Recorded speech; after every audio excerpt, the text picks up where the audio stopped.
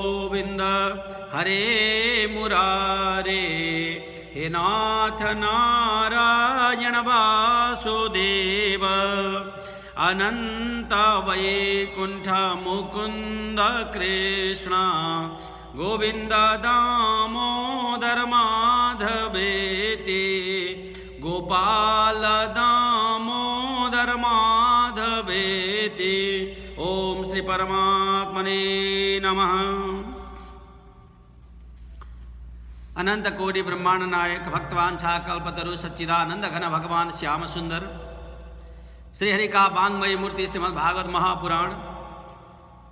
यहाँ नित्य पूजित अनुवाय का भगवान श्री पशुपतिनाथ एवं समस्त स्थापित देवगण, परम श्रद्धेय भक्तवृंद, श्रीमद् भागवत महापुराण को चतुर्मास कथा श्रृंखला में आज हामीहरू श्रीमद् भागवत महापुराण का तृतीय स्कंद का तृतीय अध्याय का कथा में रहेका छौं। भर्खरै हामीले देव भाषा संस्कृत भाषालाई श्रवण गर्यौं। भगवान का परम भक्त उद्धव जी र विदुर जी को संवाद रहेको यो दिव्य प्रसंग नैमिषारण्य नाम गरेको पवित्र तीर्थमा सौनकादि 88,000 ऋषि महर्षिहरूलाई सूतजी महाराजले उपदेश गर्दै हुनुहुन्छ। यही पवित्र कथालाई स्वयं सुखदेव स्वामीले राजा परीक्षितलाई गंगाजीका तटमा उपदेश गर्दै हुनुहुन्छ र हामी पनि यो भागवतको पवित्र गाथालाई श्रवण गर्दैछौँ।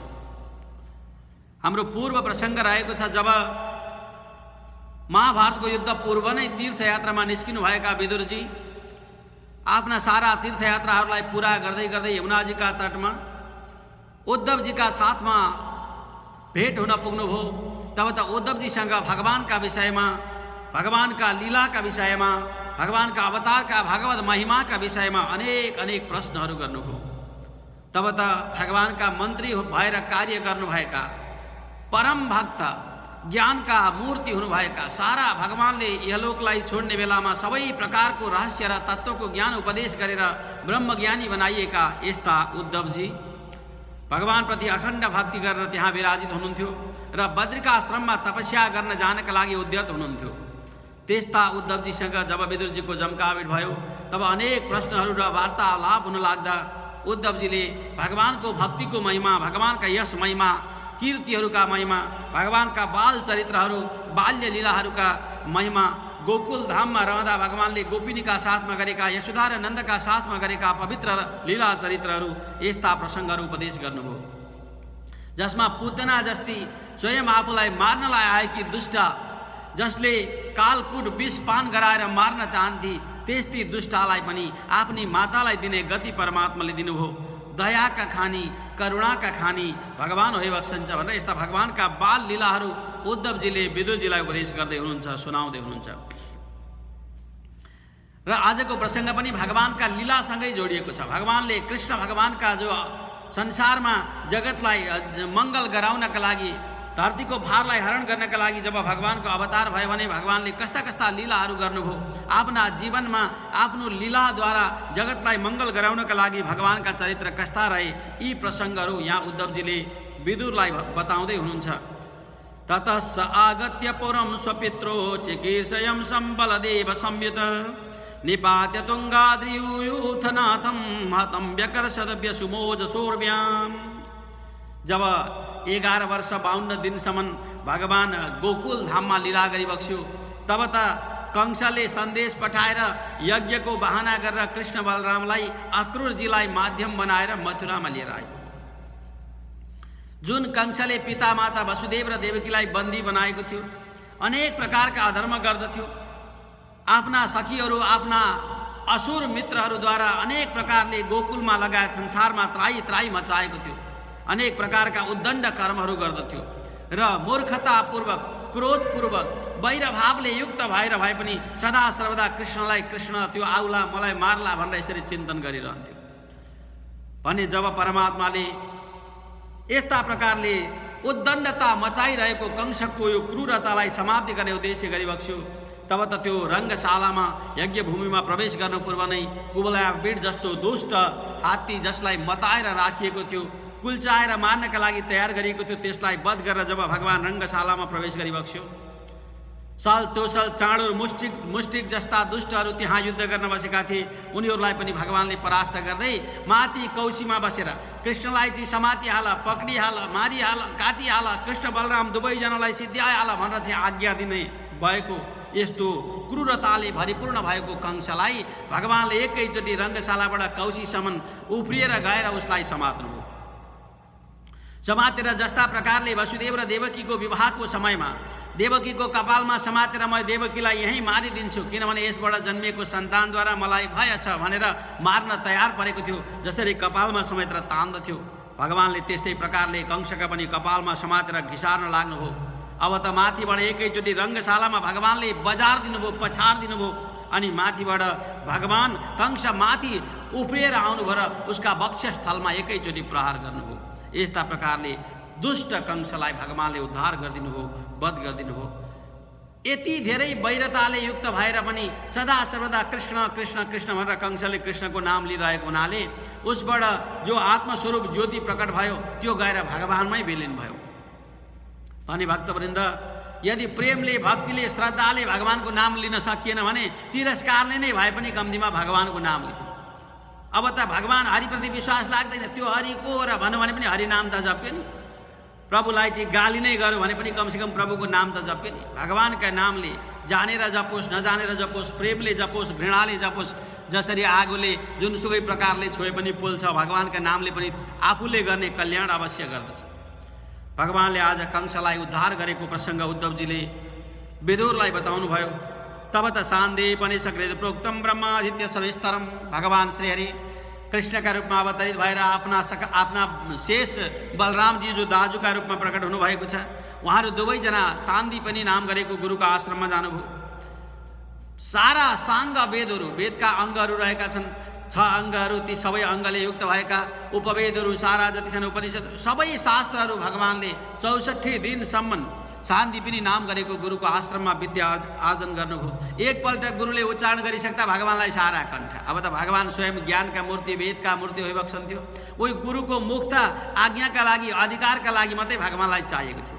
गुरु मुखद्वारा प्राप्ति भएको ज्ञानले मात्रै जीवात्माको कल्याण गर्ने भएको हुनाले केवल गुरु तक आफ्नो ज्ञानलाई प्रयोग गर्नका लागि आधार हुनुहुन्थ्यो। भगवानले सबै ज्ञानलाई सान्दीपनि गुरुलाई माध्यम बनाएर 64 दिनमा 64 कला विद्या पुरा गरिबक्स्यो। जब फर्केर आउने बेला भयो तब त गुरु आमाको इच्छा अनुसार गुरुले गुरु दक्षिणाका रूपमा भन्नुभयो, बाबु मेरो जो पुत्र थियो स्नान गर्न समुद्रमा गएका बेला समुद्रमा डुबेर उसको चाहिँ शरीर छुट्यो। गुरु आमाले यस्तो चाहन्छन् कि त्यो पुत्रलाई फेरि प्राप्त गर्ने इच्छा गर्दछन्। यदि गुरु दक्षिणा दिन चाहन्छ भने उही पुत्रका लागि फिर्ता ल्याइदेऊ भनेर यस्ता प्रकारले भगवानको स्वरूपलाई जान्ने हुनुभएका सान्दीपनि गुरुले जब इच्छा गर्नुभयो, स्वयं भगवान संयमनी पुरी पुगेर गुरुका पुत्रलाई सजीव तुल्याएर गुरु दक्षिणाका रूपमा ल्याएर टक्र्याउनुभयो। जसको प्रसन्नताले गुरुले पनि चाहिएका बेला र प्रयोग गर्ने बेलामा मैले सिकाएको ज्ञान सबै तिमीलाई प्रकटीभूत भइदियोस् भन्नु। सारा ज्ञान त जान्यो तर चाहिएका बेलामा त्यसलाई प्रयोग गर्न सकिएन, कसैले सोधेका बेलामा बताउन सकिएन। आफूलाई अति आवश्यक, जस्ता प्रकारले करणले सारा शास्त्र ज्ञान जानेका थिए तर उसलाई जति बेला अति आवश्यक त्यो शास्त्र ज्ञान रहेको थियो त्यति बेला त्यो ज्ञान उसका लागि काम गरेन, जसका कारणले ऊ मर्न पर्यो। भने सारा कुरो जानेको छ तर प्रयोग अवस्थामा त्यसको प्रयोग गर्न सकिएन भने, त्यसलाई प्रकटीभूत गर्न सकिएन भने त्यसको कुनै औचित्य रहन्न। आज गुरुले आशीर्वाद दिनुभयो कि जुन बेला तिमीलाई आवश्यक पर्दछ त्यो बेला मैले सिकाएको ज्ञान प्रकट होस्। भगवानले गुरुलाई साष्टाङ्ग गर्नुभयो, सबै ज्ञान प्राप्ति गरेर आफ्नो लीलालाई अन्य लीला अगाडि बढाउनुभयो। भने यस्ता पवित्र प्रसङ्गहरू आज उद्धवजीले विदुरलाई उपदेश गर्दै हुनुहुन्छ, सुनाउँदै हुनुहुन्छ। भीष्मक महाराजकी जो पुत्री रहेकी थिइन् रुक्मिणी, भगवानसँग अतिशय प्रेम गर्दथे। तर रुक्मिणीको जो दाजु रहेको थियो रुक्मी, जसले चाहिँ शिशुपालसँग रुक्मिणीलाई विवाह गराइदिन चाहन्थे। भगवानलाई प्रेम गर्ने भएकी रुक्मिणीले ब्राह्मणका माध्यमद्वारा द्वारकाधीश परमात्मालाई चाहिँ सन्देश पठाइन्। भगवानले त्यो सन्देशलाई स्वीकार गर्नुभयो। यदि नारीले चाहन्छन् भने उनको इच्छा विपरीत, उनका विपरीत उनले इच्छा नचाहेका व्यक्तिसँग चाहिँ विवाह गराइदिनु न, जोसँग चाहेका छन् उनै उसको लागि योग्य पति बन्दछन् भनेर भगवानले यदि रुक्मिणीले चाहन्छन् भने, रुक्मिणीले दिँदैन भने पनि मैले हरण गरेर लिएर आउँछु भनेर परमात्माले मन्दिरमा दर्शन गर्न गएको अवस्थामा रुक्मिणीलाई हरण गरेर लिएर आउनुभयो। तब त वैदिक विधिद्वारा विवाह गर्नुभयो। द्वारकामा ल्याएर भगवानका यस्ता विवाहका प्रसङ्गहरू प्रारम्भ भए। यस्तै प्रकारले ककोद्यतोद्नि धनदो दमित्वा स्वयंवरे नग्नजिते मुवाह, जो स्वयंवरमा 7वटा गोरुहरूलाई चाहिँ अति बलवान गोरुहरूलाई जसले नथी लगाउन सक्छ, जित्न सक्छ, त्यस्तालाई मात्रै म मेरी पुत्री विवाह गरिदिन्छु भनेर नग्नजित नाम गरेका राजाले, जो नाग्नजिती जसलाई सत्या भनिन्छ, उसलाई चाहिँ यस्तो शर्त राखेर विवाहका लागि वीरहरूको परीक्षा गर्नुहुन्थ्यो। कसैले पनि ती 7वटा वीर गोरुहरूलाई नथी लगाउन बसमा पार्न सकेका थिएनन्। आज सत्याको नाग्नजितीको विवाह नै नहुने भयो। एउटी कन्या पिताका वचनका कारणले अविवाहित रहने भइन् भनेर भगवानले स्वयं आफू गएर आफ्नो वीरताद्वारा ती सबैलाई चाहिँ परास्त गरिदिएर आफ्ना बसमा पारेर नाग्नजितीसँग भगवानले विवाह गरिबक्स्यो भने भगवानका यस्ता अनन्त बाल लीला, भगवानका उत्तर लीलाहरू रहेका छन्। जति भगवानका विवाहहरू 8वटा भगवानका प्रमुख विवाह रहेका छन्, जसमा सबै धर्मको रक्षाका लागि विभिन्न प्रकारको कारण परेर भगवानले विवाह गरिबक्सेको छ। भने जो भौमासुर नाम गरेको एउटा दुष्ट रहेको थियो, जो पृथ्वीको पुत्र तर पनि यति अधर्मी रहेको थियो कि सारा युवती जतिलाई चाहिँ ल्याउँदै पक्रेर कारागारमा थुन्दै गर्दथ्यो। जुन दिन 20,000वटी युवती पुग्लान् तब एकै लगनमा एकैचोटि विवाह गरौँला भनेर यस्तो कामना गर्दथ्यो, यस्तो इच्छा गर्दथ्यो र अपहरण गर्दै ल्याउँदै थुन्दै बन्दी बनाउँदै यस्तो कर्म गर्दथ्यो। त्यो दुष्ट भौमासुरले गरेको अत्याचारले गर्दा संसारमा अधर्म फैलिएको थियो। सबै ती थुनिएका बन्दी भएका ती युवतीहरूले पुकारा गर्दथे, हे भगवान हामीलाई मुक्ति गराइबक्सियोस्। बार बार हृदयदेखि आर्तनाद गर्ने भएका, पुकारा गर्ने भएका त्यस्ता 16,100 पुगिसकेका रहेछन्। त्यति 16,100 जो युवतीहरू रहेका थिए, उनीहरूको पुकारालाई चाहिँ सुनेर भगवानले मुक्ति गराउने उद्देश्यले भौमासुरसँग युद्ध गर्न जानुभयो। आखिरी परमात्माले भौमासुरलाई त्यसै पनि दण्ड दिने थियो, त्यसै पनि उसलाई वध गर्नु थियो। सारा अधर्मलाई समाप्ति गरेर धर्मको स्थापना गर्न अवतरित भएका परमात्माले भौमासुरलाई वध नगरिकन धर्म स्थापना सम्भव थिएन भने भगवानले गएर युद्धको चुनौती दिँदै भौमासुरसँग युद्ध गर्नुभयो। अनेक युद्ध गरेर भगवानले भौमासुरलाई वध गर्नुभयो। स्वयं पृथ्वी देवी प्रकट भएर प्रार्थना गर्नुभयो भगवानसँग, हे प्रभु यो त मेरो पुत्र हो, आफ्ना कुकर्मले गर्दा, अधर्मले गर्दा आज यस्तो असत्कर्मी बन्न पुगो। तैपनि म स्वयं धरती माता, धरती भनेको भगवानले रक्षा गरेकी, पृथ्वीको त भन्दा उनै भगवान श्रीहरिले बराहको अवतार धारण गरेर रक्षा गरिएकी हुनाले त्यस्ती भगवानकी अति स्नेही, अति पुत्री बराबर की, अति पत्नी बराबर की, यस्ती अति प्रिया बराबर की धरती हुनुहुन्थ्यो भने आफ्नै धरतीको जो पुत्र रहेका छन् उसलाई सम्पूर्ण रूपले नष्ट नगराइबक्स्यो भनेर चाहिँ प्रार्थना गरिसकेपछि उनै धरतीका गर्भमा पुर्याएर भगवानले भौमासुरलाई उद्धार गर्नुभयो भने भौमासुरको पुत्रलाई राज सिंहासनमा बिसाइदिनु भयो र अनि जहाँ भौमासुरले थुनेर राखेका कन्याहरू थिए उनीहरूलाई चाहिँ गएर कारागारबाट मुक्त गराइदिनु। जब भगवानको त्यो अति सुन्दर स्वरूपलाई दर्शन गरे ती सारा युवतीहरूले विचार गरे, हो हामी त अर्काले बन्दी बनाएका युवतीहरू, अब हामी घरमा फर्क्यौँ भने, हाम्रा पिताका घरमा गयौँ भने पनि यी राजाले लगेर बन्दी बनाएर पत्नी तुल्याइसकेका यी युवतीहरू भनेर हामीलाई सबैले तिरस्कार गर्नेछन्, कसैले विवाह पनि गर्ने छैनन्, हाम्रो जीवन नर्कमय नै बन्नेछ। तसर्थ हामी सबैले यिनै भगवान कृष्णलाई नै पति वरण गर्दछौँ भनेर हरेक युवतीहरूले मनमा त्यो भाव राख्दथे। भगवानले तिनीहरूको मनको भावलाई अनुभव गरिबक्स्यो, ल सबैको इच्छालाई म अवश्य पूर्ति गराउँछु भनेर आफू स्वयं 16,100 ती गोपीहरू रहेका थिए, ती युवतीहरू भगवान स्वयं 16,100 नै सङ्ख्याका बनिबक्स्यो।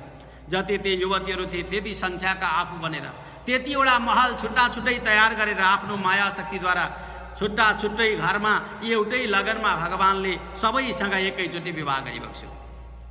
हरेक युवतीहरूलाई लाग्यो विवाह त मसँग गर्नुभयो कृष्णले, तर कसैलाई पनि यो लीलाको ज्ञानै भएन कि भगवान सबैसँग विवाह गरिबक्सेको छ भगवानले, तर सबै रूपहरू फरक भएका छन्, छुट्टै शरीर धारण गरेर भगवानले लीला गरिबक्सेको छ।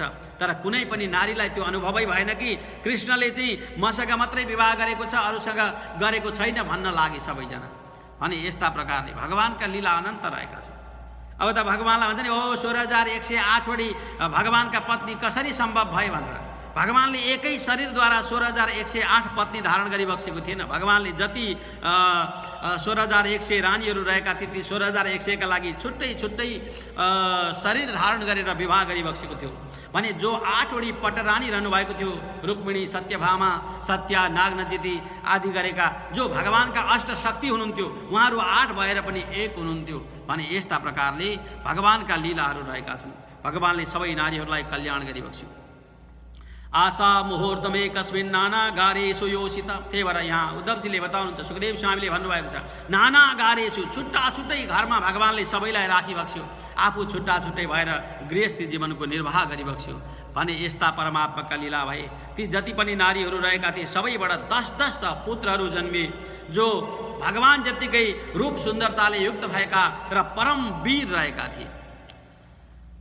यसरी आफ्ना लीलाहरूद्वारा जति असुरहरूले, दुष्टहरूले पृथ्वीमा अधर्म फैलाइरहेका थिए सबैलाई दण्ड दिनका लागि भगवानले कतिपय ठाउँमा स्वयं आफू उपस्थित भएर आफ्नो शक्तिद्वारा, सामर्थ्यद्वारा तिनीहरूलाई दण्ड दिबक्स्यो भने कतिपय ठाउँमा आफूले आफ्ना वीरहरूलाई, सेनाहरूलाई पठाएर, आफ्ना सखाहरूलाई पठाएर, आफ्ना दाजुलाई पठाएर स्वयं आफ्नो शक्ति पनि त्यहाँ समाहित गरेर उद्धार गरिबक्स्यो। शम्बरासुर जस्तो दुष्ट, दुर्विध जस्तो बाँदर, बाणासुर जस्तो असुर, मूर नाम गरेको असुर, बलबल नाम गरेको असुर, यस्ता दन्तवक्त्र आदि गरेका अनन्त अनन्त असुरहरू जसले अधर्म फैलाएका थिए सबैलाई भगवानले उद्धार गरिबक्स्यो।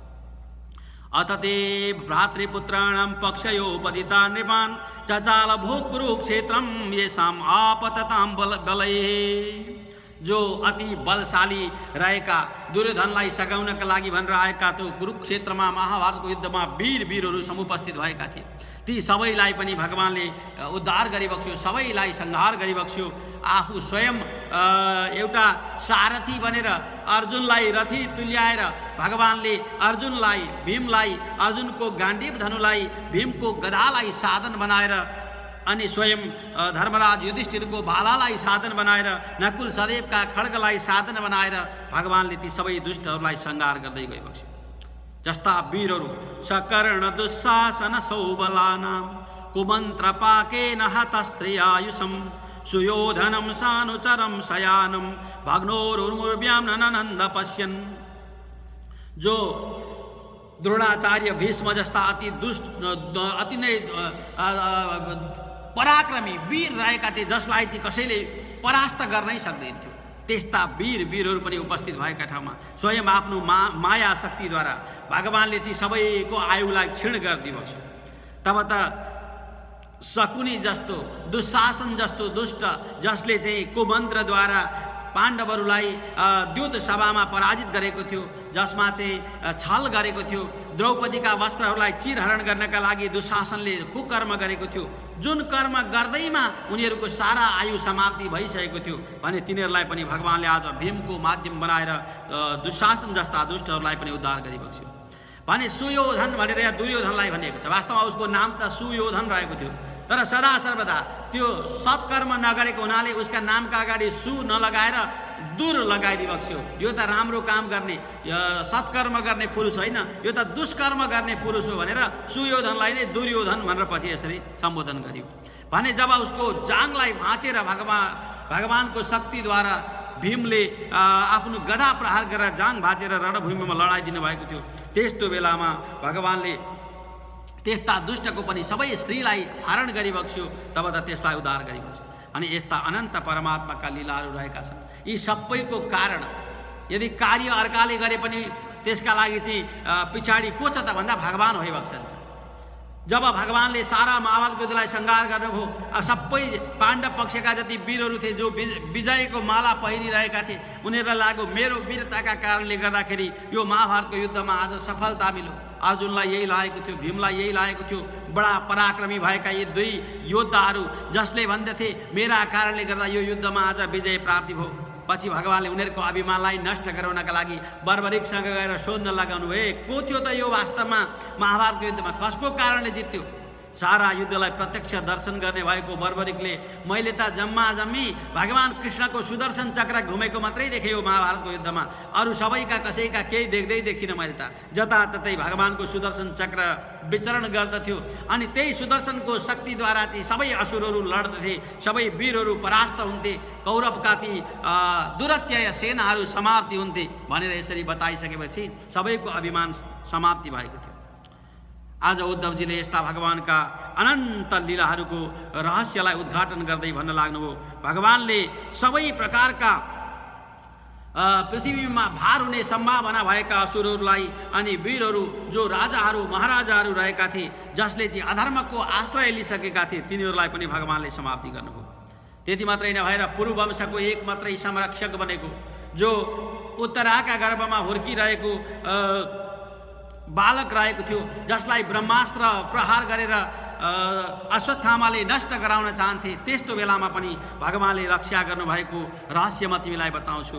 हे विदुरजी, कृष्णका लीला अति नै पवित्र रहेका छन्, जसका लीलाको स्मरण मात्रै गर्दा पनि सबै प्रकारका असद्वृत्तिहरू समाप्ति भएर जान्छन्। त्यस्ता भगवानले स्वयं आफू लीलाका विभूति भएर पनि, लीलाका खानी भएर पनि अति नै मनोहर मुखाकृति सबैलाई जगतका पीडाहरूलाई हरण गर्नका लागि सदैव आफू शान्त सौम्य रहेर आफ्ना चरित्रद्वारा, आफ्ना कर्मद्वारा, आफ्ना मधुर वाणीद्वारा, आफ्ना निर्मल चरित्रहरूद्वारा सबैलाई मङ्गल गराउने यस्ता भगवान पनि जब गृहस्थी जीवनमा धेरै समयसम्म रहिबक्स्यो, हरेक नारीहरूबाट 10-10 पुत्रहरू जन्मिए, अति नै ठुलो यदुवंशी बन्यो भने त्यस्तो समयमा भगवानलाई पनि अन्तिममा गृहस्थी जीवनबाट वैराग्य आयो। वैराग्य आइसकेपछि भगवानले त्यो गृहस्थी जीवनबाट चाहिँ अब पार पाउनका लागि चेष्टाहरू गर्न लाग्नुभयो। अब त कारण बनाउन लाग्नु, के गर्ने त? अब सबै जो अधर्मतिर, अधर्मको आश्रयमा लागेका राजा महाराजा दुष्ट असुर जति थिए सबैलाई त संहार गरिसक्यो। अब पृथ्वी के भारवती छैनन् त, अब सबै भार हरण भइसक्यो त। भगवानले जब विचार गर्न लाग्नुभयो, त्यस्तो अवस्थामा आफ्नै यदुवंशी जो आफ्नै अंशरूपमा उत्पत्ति भएका प्रद्युम्न, अनिरुद्ध आदि गरेका अनि उनीहरूका आश्रयमा रहेका अनन्त सेनाहरू अनि आफ्नै वंश पौत्र पौत्रादि जो रहेका थिए, यी पनि पछि गएर मधुपान गरेर चाहिँ मत्त भएको बेलामा अधर्मको आश्रय लिनेछन् भन्ने सम्झेर भगवानले यिनीहरूलाई पनि ब्राह्मणहरूलाई निमित्त बनाएर श्राप पार्नुभयो। अनि यदुवंशीलाई श्राप पर्यो। अब त शाम्ब कि पत्नी जो रहे, शाम्बलाई चाहिँ नारी जस्तो, गर्भवती नारी जस्तो बनाएर ऋषिका साथमा परीक्षा गर्न गएका यदुकुमारहरूलाई ऋषिहरूले श्राप दिए। यो भगवानकै इच्छा हो, यदुवंश संहार गर्नका लागि भगवानले यस्तै विचार गरिबक्सेछ भने हामीले साथ दिनुपर्छ भनेर यसबाट जन्मेको मुसल जन्मिनेछ, सबै यदुवंशीको संहारको कारण बन्नेछ, यस्तो श्राप दिएका थिए। आज त्यही श्रापका कारणले गरिकन सारा यदुवंशीहरू प्रवास क्षेत्रमा गएर अनेक प्रकारका दान धर्म सत्कर्म गर्दै, ब्राह्मणहरूको सेवा गर्दै, नदीमा गएर स्नान गर्दै शुभ कर्म गरे अनि भोजन आदि गरेर जब एक अर्कामा चाहिँ विभिन्न प्रकारका सोमरसहरू पान गर्न लागि, त्यस्तो अवस्थामा त्यही ब्राह्मणले दिएको श्रापद्वारा नै आज उनीहरूको सारा एक अर्काको अस्तित्व समाप्ति भयो भने यहाँ उद्धवजीले बताउनुहुन्छ विदुरजीलाई, हे विदुरजी, भगवानले सबै प्रकारले बाह्य शक्ति जति रहेका थिए, जो अधर्मको आश्रय लिने राजा महाराजा असुर दुष्टहरू सबैलाई संहार गर्दै